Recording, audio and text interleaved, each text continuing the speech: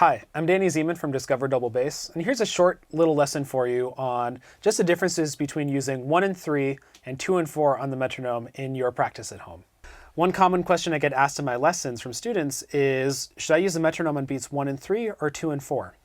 Now, commonly in jazz bassline practice, I've heard a lot of people talk about using the metronome on beats 2 and 4, or this is putting a half note starting on beat 2 and beat 4, because it mimics the role of the hi-hat and gives the metronome a bit of a swing flavor to it. So if I set my metronome to 60, and think about it as being 2 and 4, 1, 2, 3, 4, 1, 2, 3, 4.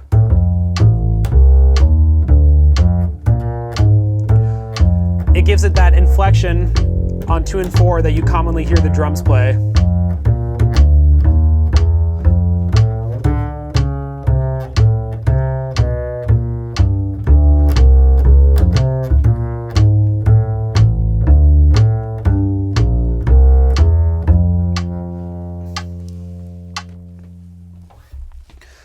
And that's nice because if you don't have a drummer or you want a way to really focus your bassline practice so you get a bit more of that jazz emphasis or that swing emphasis, then 2 and 4 is really helpful.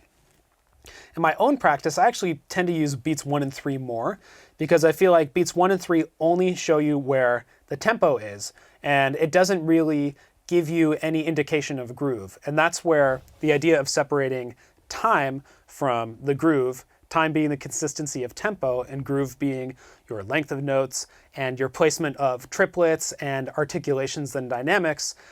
Again, 1 and 3 only takes care of the time, and it makes me more in charge of all the elements that make my groove more comfortable and accessible by other people. So here's a demonstration just using the metronome. Same thing, half note on 60, which makes the quarter note pulse 120. And I'm just conceptualizing this as 1 and 3.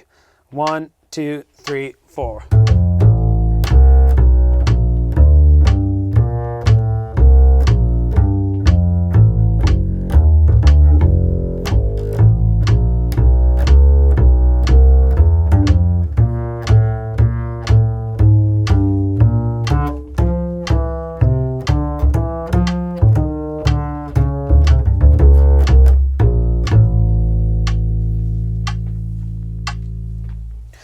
I found that practicing with the metronome on 1 and 3 actually makes my sense of time a bit stronger because I'm not aiming for the off beats, but I'm aiming my time and projecting it to land on the strong beats. The strong beats being beats 1 and 3 versus the off beats being 2 and 4.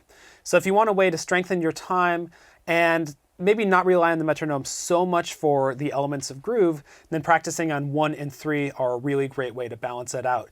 And if you practice on groove or beats 1 and 3 rather, instead of 2 and 4, then putting it on 2 and 4 still works on your time. It just gives you a little bit of that swing emphasis. So find ways to incorporate this in your practice at home. Thank you for checking out my new video. If you're interested in learning more about developing a strong, independent rhythmic pulse, you can check out my new course, The Rhythm Workshop, available exclusively through discoverdoublebass.com.